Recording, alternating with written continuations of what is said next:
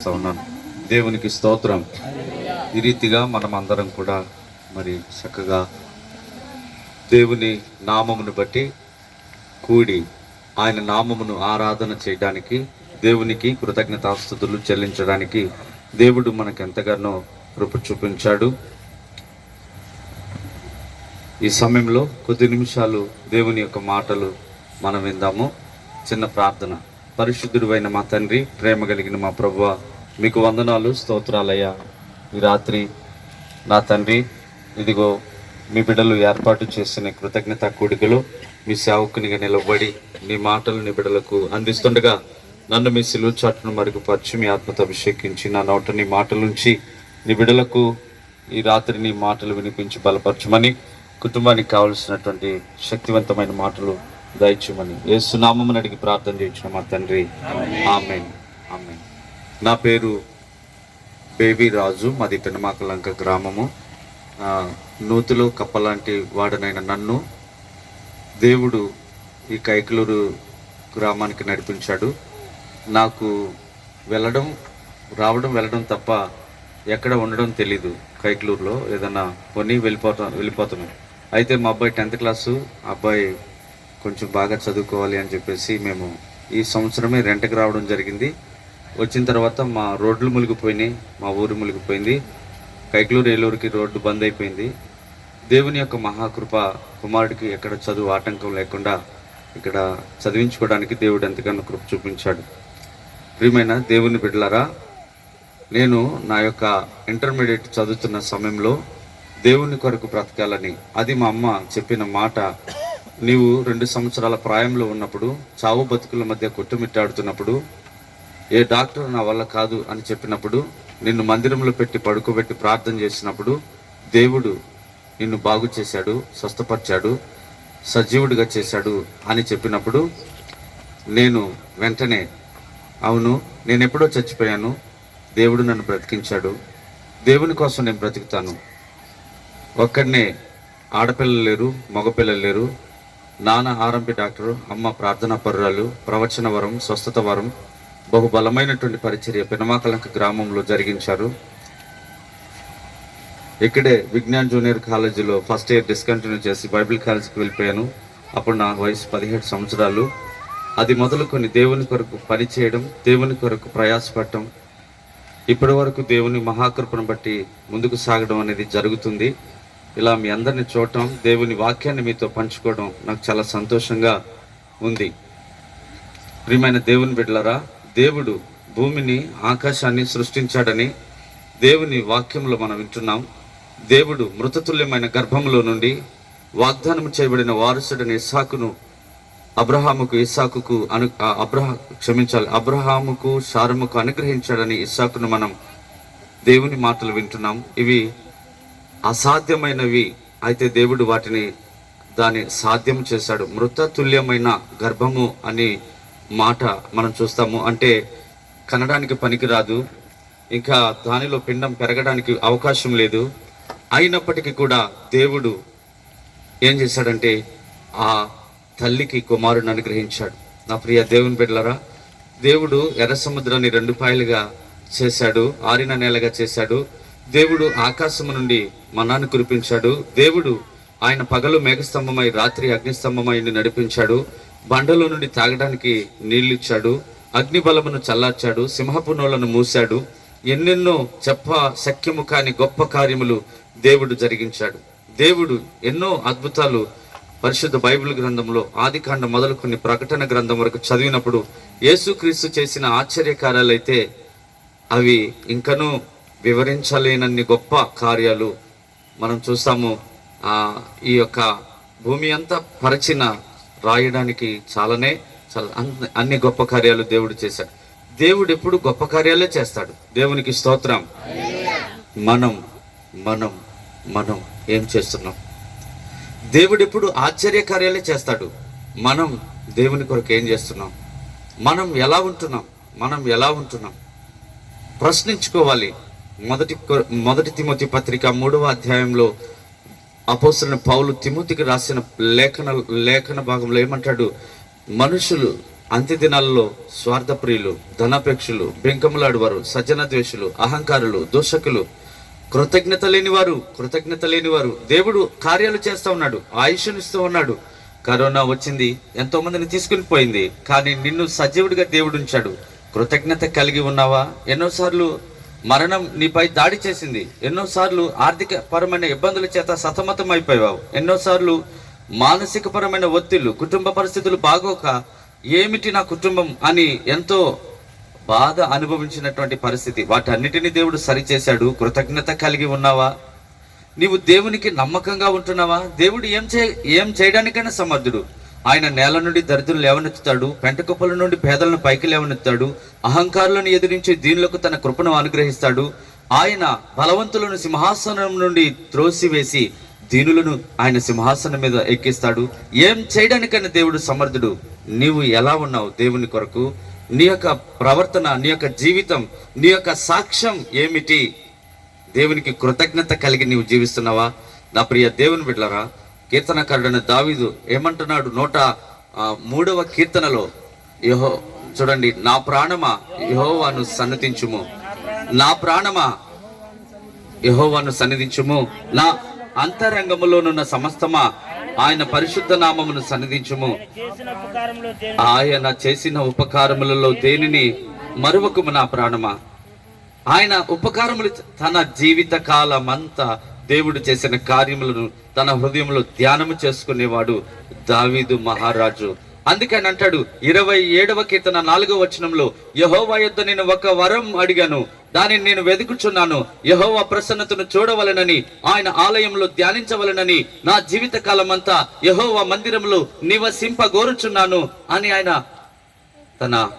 తన ఆశ, అభిలాష, తృష్ణ, తనకున్నటువంటి కోరిక బయట పెడుతున్నాడు. నీకెప్పుడైనా ఇలాంటి ఆలోచన వచ్చిందా నా ప్రియ దేవుని బిడ్డలారా? దేవుడు చీకటిలో నుండి, అంధకారంలో నుండి, పాపములో నుండి, భయంకరమైనటువంటి ఆ లోక సంబంధమైనటువంటి జీవితంలో నుండి ఆశ్చర్యకరమైన వెలుగులోనికి నిన్ను నన్ను పిలిచాడు. హల్లెలూయా. లోకంలో ఉన్న వారికి తెలీదు వారు చనిపోతే ఎక్కడికి వెళ్తారో, లోకంలో ఉన్న వారికి తెలీదు వారి యొక్క జీవిత ముగింపు ఏమిటో. లోకంలో ఉన్న వారు ఏమనుకుంటున్నారు?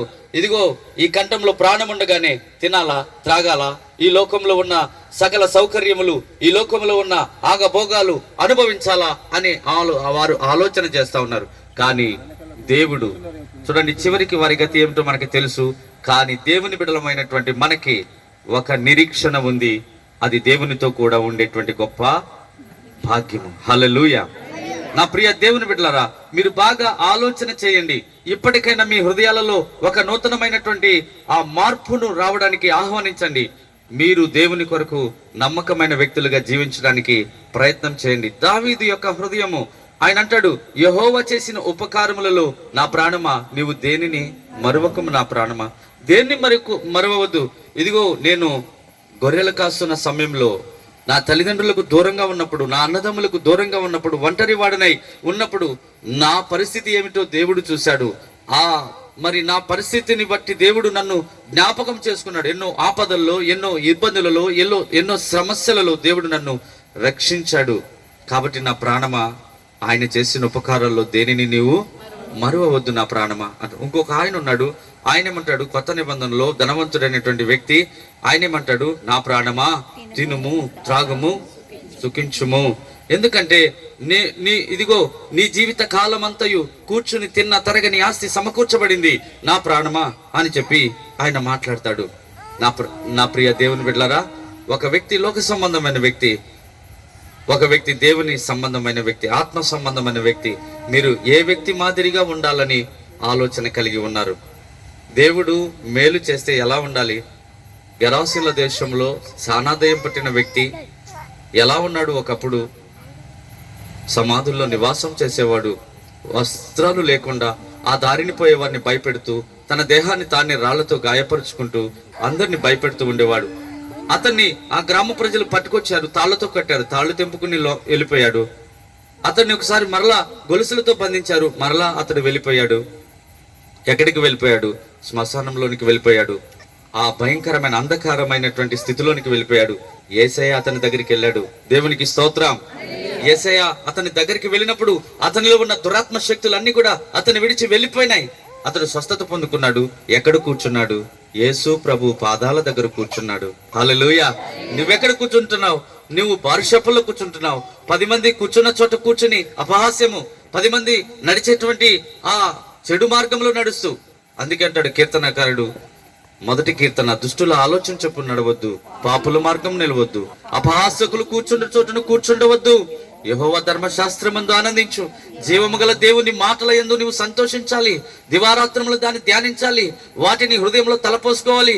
దేవుని వాక్యమును బట్టి నీ అడుగులు స్థిరపరచుకోవాలి. నీవు విశ్వాసంతో ముందుకు సాగిపోవాలి. నా ప్రియ దేవుని బిడ్డలారా, ఆ వ్యక్తి యేసుక్రీస్తు పాదాల దగ్గర కూర్చున్నాడని దేవుని వాక్యం మాట్లాడుతుంది. నువ్వెక్కడ కూర్చుంటున్నావు? దేవుని మందిరంలో కూర్చోవడం నువ్వు ఎలా కూర్చుంటున్నావు? కొంతమంది నామకార్థపు ఆచార సాంప్రదాయమైనటువంటి భక్తి భక్తి భక్తి భక్తి.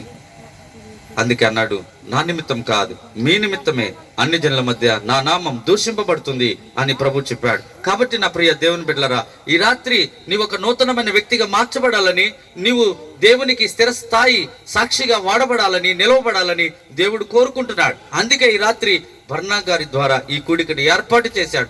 ఇప్పటికైనా నీ హృదయంలో మార్పు చెందు. ఇప్పటికైనా ఆకాశ నక్షత్రంలో ప్రకాశించడానికి, అనేకులు నీతి మార్గంలో నడిపించడానికి నీవు ఒక నూతనమైన నిర్ణయం తీసుకో. వెలుగన్నాడే, ఉప్పన్నాడే, నువ్వు ఎక్కడ వెలుగుతున్నావు? నువ్వు ఎక్కడ రుచికరంగా ఉంటున్నావు? నీవు నీ సాక్ష్యం ఏమిటి? నీ హృదయంలో ఉన్నది ఏమిటి? చీకట, వెలుగా, ఏముంది? 116:12 కీర్తనల గ్రంథం ఏమంటాడు? యెహోవా నాకు చేసిన ఉపకారములన్నిటిని నేను ఆయనకి ఏం చెల్లిస్తాను?